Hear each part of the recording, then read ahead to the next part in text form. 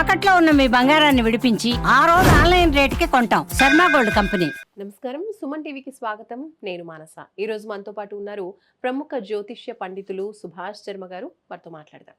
గురుగారు నమస్కారం అండి. శ్రీమాత్రే నమః. గురుగారు, రీసెంట్ గా తమిళనాడులో ఒక చేప, దాన్ని ప్రళయ చేప అంటున్నారు, బయటికి వచ్చింది. దాన్ని చూసిన వాళ్ళందరూ కూడా ఆశ్చర్యపోతున్నారు. ఇలాంటి అంటే సముద్రం లోతుల్లో ఉండేటువంటి ఇటువంటి చేపలు బయటికి రావడాన్ని ఏ విధంగా చూడొచ్చు?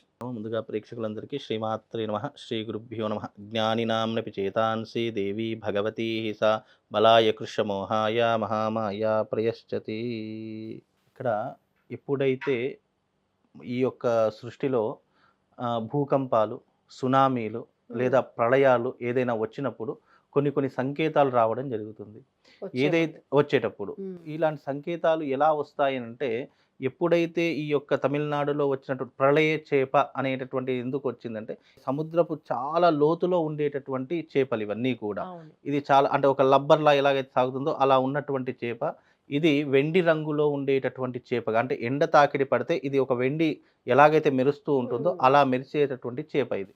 ఇది చాలా అంటే ఇలాంటివి దొరకడము, బయటపడడం చాలా అరుదు. అవి ఒకవేళ దొరికాయి, అవి సముద్ర తీరానికి వచ్చాయి, బయటపడ్డాయి అంటే అవి తప్పకుండా ప్రళయానికి దారి తీసేటటువంటి సూచనలు జరిగేటటువంటి అవకాశాలు ఉన్నాయని అది ముందుగానే సూచించేటటువంటి. ఎందుకంటే ఎప్పుడైనా గుర్తుపెట్టుకున్న, భూకంపాలు వచ్చేటప్పుడు మొట్టమొదటిగా ఈ యొక్క సముద్ర గర్భంలో ఉన్నటువంటి భూమి కంపిస్తుంది. కంపించినప్పుడు అది ఏమవుతుంది అని అంటే గనక, ఈ చేపలనేటటువంటివి అవి భూమి లోతులు అడుగు భాగంలో ఏవైతే ఉన్నాయో అవన్నీ కూడా బయటకు రావడము, లేదా అవి సముద్ర తీర మట్టానికి రావడము, ఇలా వలలో ఇరుక్కోవడం, ఇలాంటివి చాలా మట్టుకు జరుగుతుంది. ఎప్పుడైతే అది భూమికి తాకిడి అంటే భూమి పైన రావడం జరిగిందో అప్పుడు తప్పకుండా ఏదో ఒక భూకంపము, సునామీ లేదా ప్రళయము ఇలాంటివి వచ్చేటటువంటి సూచనలు ఉన్నాయని సంకేతంగా ఇవి భావిస్తూ ఉంటారు. ఇవి ఎక్కువగా ఈ మధ్యకాలంలో మీరు గతంలో చూసుకున్నది 2011లో జపాన్లో ఇలాంటి చేప ఒకటి రావడం జరిగింది. అది వచ్చిన తర్వాత కొన్ని రోజుల తర్వాత ఇలాంటి భూకంపము, సునామీ లాంటి ఒక ప్రళయం రావడం జరిగింది. అంటే అప్పుడు చాలా మంది ఏం విశ్వసించారంటే, అంటే ఇలాంటి అరుదైనటువంటి ఈ మత్స్యం ఏదైతే ఉంటుందో ఇది భూమి మీదకి రావడం వల్ల ఏదో ఒక ప్రళయం రాబోతుంది అని సూచికగా ఇలాంటి ఒక నియమం అనేటటువంటిది ఏర్పడింది. ఇప్పుడు కూడా తమిళనాడులో దొరికినటువంటి ఈ చేప మళ్ళీ భూమి మీదకి రావడం వల్ల తప్పకుండా దీనివల్ల విపత్తులు జరుగుతాయి అని శాస్త్రం చెప్తుందమ్మా. గతంలో కూడా మనం కొన్ని అనుకున్నాము. ఎప్పుడైతే షష్టగ్రహ కూటం వచ్చిందో ప్రళయాలు జరుగుతాయి అని చెప్పేసి అనుకున్నాము. అలాగే భూమి మీద విపత్తులు జరుగుతాయి, సునామీ లాంటివి వస్తాయని చెప్పి గతంలో కూడా మనం చెప్పుకోవడం జరిగింది. అలాంటి ఒక సూచనే మళ్ళీ బయటపడింది. దీని గురించి వంగ గారు కూడా 6 నెలల క్రిందటే తన యొక్క బుక్ లో కూడా రాసుకోవడం జరిగింది. వంగబాబా గారు తన యొక్క గ్రంథంలో రాసుకోవడం జరిగింది. అలాంటి సూచనే మళ్ళీ ఇప్పుడు జరగడం జరిగింది అంటే తప్పకుండా ఇది ప్రళయానికి దారి తీసేటటువంటి సంకేతంగా భావించుకోవచ్చు. ఎన్నో రకాలైనటువంటి ఈ అరుదైనటువంటి చేపలు భూమి మీదకి రావడం కూడా చాలా కష్టం. ఇప్పుడు ప్రళయ చేప ఏ రకంగానైతే ఉంటుందో అలాగే కూర్మం కూడా ఉంటుంది. ప్రళయ కూర్మము అని అంటాము. ఇది మామూలుగా ప్రళయము వేరే, మహాప్రళయం వేరే. ఇప్పుడు ఈ వచ్చేటటువంటి ఈ చేప ఏదైతే దొరికిందో ఈ యొక్క చేప దొరకడము మహాప్రళయానికి దారి తీస్తుంది. అలాగే ఇంకొక కూర్మము కూడా ఉంటుంది, అంటే ఈ యొక్క తాబేల్ లాంటి కూర్మము, అది కూడా మహాకూర్మము అని చెప్పేసి ఉంటుంది. మహాప్రళయ కూర్మము అని చెప్పేసి ఉంటుంది. అది సముద్రములో అది అసలు ఎవరి కంటికి కనిపించినటువంటి కూర్మము.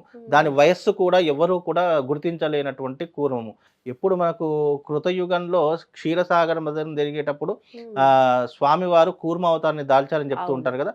ఇలాంటి మత్స్య పురాణంలో కూడా కొన్ని సంఘటనలు మనకు చదివితే గనక అర్థమవుతుంది. అంటే మహాప్రళయ కూర్మం కూడా ఒకటి సముద్రంలో దాగి ఉంది.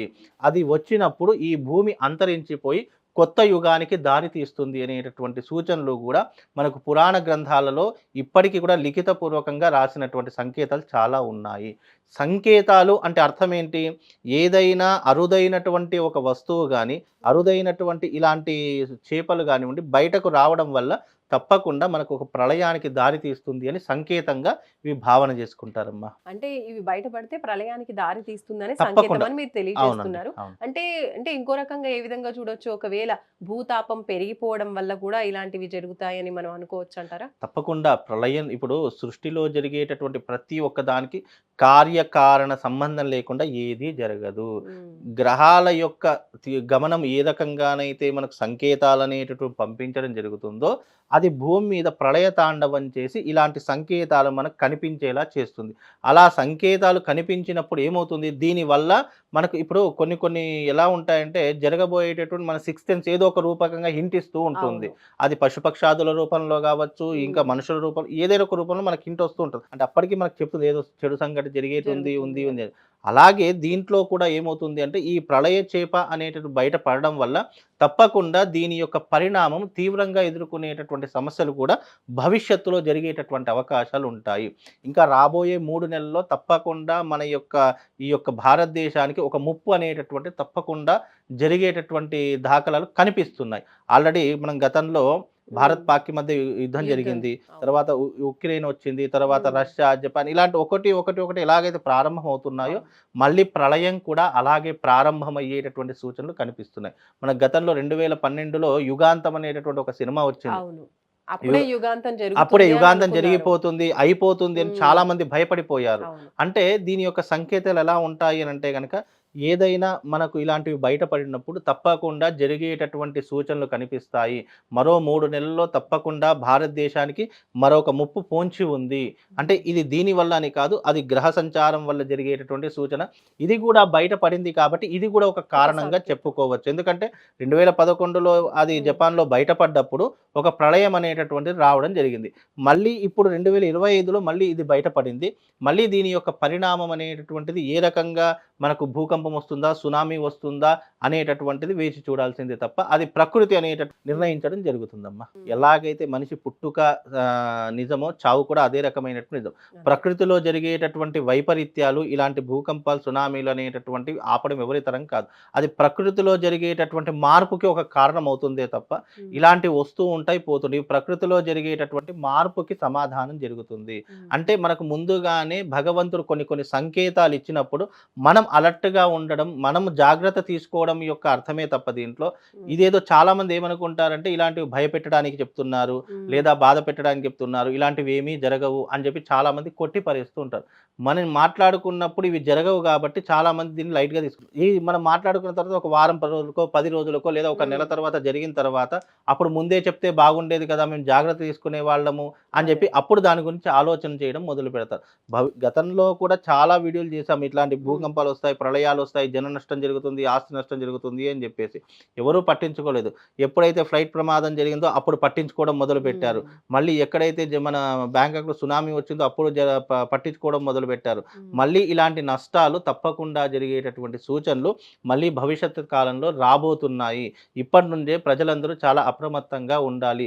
దీని యొక్క ప్రభావము సునామీ రూపంలో వస్తుందా, లేదా భూకంపం రూపంలో వస్తుందా, వ్యాధి రూపంలో వస్తుందా? ఆల్రెడీ కరోనా అనేటటువంటి ప్రారంభం అయ్యింది. దాని యొక్క సంకేతాలు ఇంకా మనకు కనిపిస్తూ ఉన్నాయి. దీని యొక్క విపత్తు ఏ రకంగా వస్తుంది అనేటటువంటిది భగవంతుడి యొక్క ఆధీనంలో ఉంటుంది. తప్పకుండా విపత్తు అయితే జరిగి తీరుతుందమ్మా. ధన్యవాదాలు గురుగారు. నమస్కారం. శ్రీమాత్రే. సో చూస్తున్నారు కదండి, గురువు గారు తెలియజేస్తున్నారు ప్రళయ చాప దర్శనం ఏదైతే భూగర్భం లోపల మనకి సముద్రం లోపల ఉండేటువంటి ఇటువంటి చాపలు బయటపడడం వల్ల అంటే ప్రళయానికి సంకేతమే అని చెప్పి గురుగారు కూడా తెలియజేస్తున్నారు. అప్రమత్తంగా ఉండాల్సిన అవసరం కూడా ఉందని తెలియజేస్తున్నారు. చూస్తూనే ఉండండి సుమన్ టీవీ. నమస్తే.